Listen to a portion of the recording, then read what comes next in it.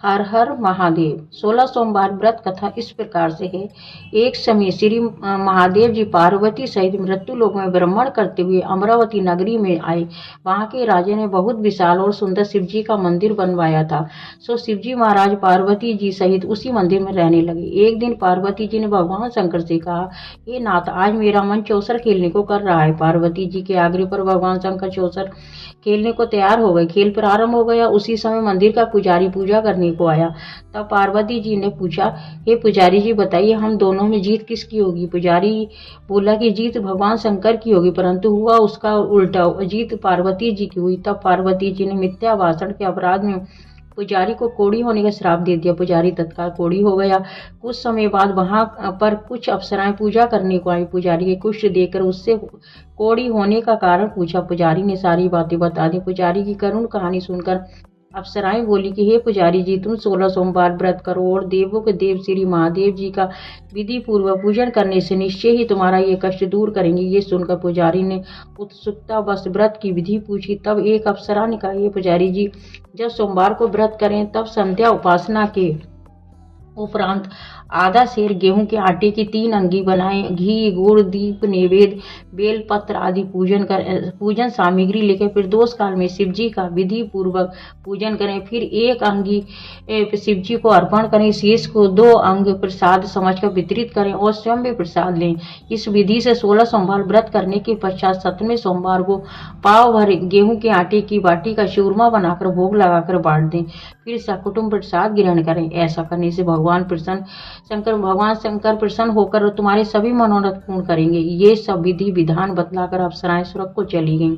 पुजारी यथाविधि 16 सोमवार का व्रत कर रोग मुक्त हो गया और नियमित पूजा करने लगा। कुछ समय बाद श्री शंकर पार्वती जी फिर आए। पुजारी को देखकर पार्वती जी ने रोग मुक्त होने का कारण पूछा। तब पुजारी ने सब कुछ बता दिया, जिसको सुनकर पुजारी जी ने ये व्रत किया और जिसको सुनकर पार्वती जी ने ये व्रत किया और फलस्वरूप प्रसन्न कार्तिकेय जी माता के आज्ञाकारी हुए। तो कार्तिकेय जी ने पार्वती जी से पूछा, क्या कारण है जो मेरा मन आपके चरणों में लगा। पार्वती जी ने यही व्रत बताया। तब कार्तिकेय जी ने भी ये व्रत किया।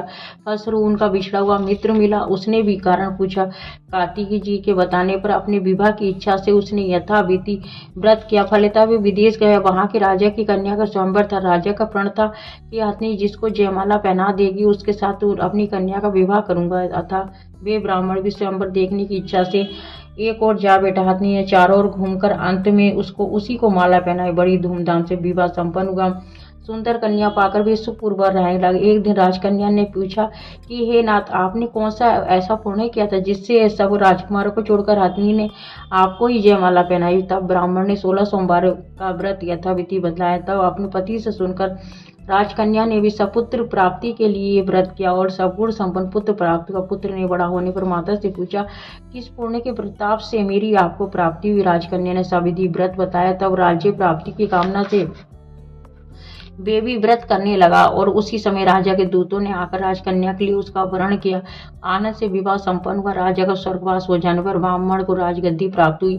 फिर भी वे इस व्रत को करता रहा। एक दिन उसने अपनी पत्नी से पूजन सामग्री लेकर मंदिर में चलने को कहा, परंतु उसने दासियों द्वारा सामग्री मंदिर में भिजवा दी। तब राजा ने पूजन समाप्त किया तो उसी समय आकाशवाणी हुई कि तू इस पत्नी को घर से निकाल दे, नहीं तो तेरा सर्वनाश हो जाएगा।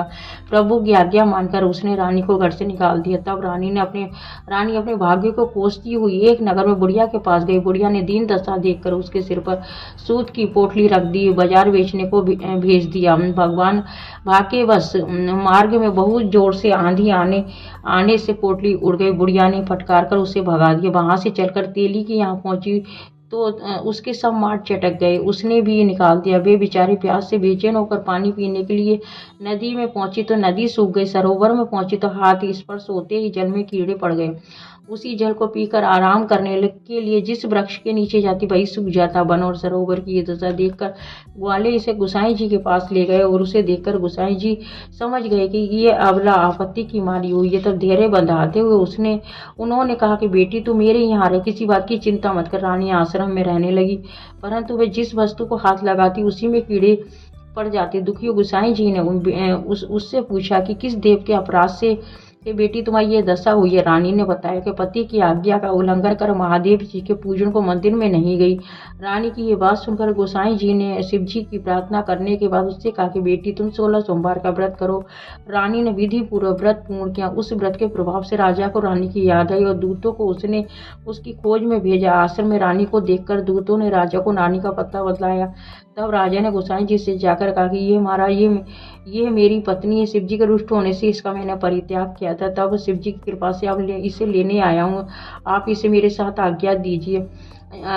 तब गोसाई जी ने सहर्ष आज्ञा दे दी और राजा उसी नगर में आए। नगर वासियों ने नगर सजाया, बाजे बजवाए ने घर घर मंगलाचार हुए। शिव जी की कृपा से प्रति वर्ष 16 सोमवार का व्रत कर राजा रानी आनंद से रहने लगे। इस लोक को सुख भोग कर अंत में शिव लोक को प्राप्त हुए। इसी प्रकार जो मनुष्य भक्ति युक्त चित्त से विधि पूर्वक 16 सोमवार का व्रत करता है, कथा पढ़ता है, सुनता है, उसकी सब मनोकामनाएं पूर्ण होती हैं। इस लोक में सुख भोग कर अंत में शिव लोक को प्राप्त होता है। सूर्य जी कहते हैं कली काल में ये व्रत सब मनोकामनाओं को देने वाला, इसमें तनिक भी संदेह नहीं है। हर हर महादेव।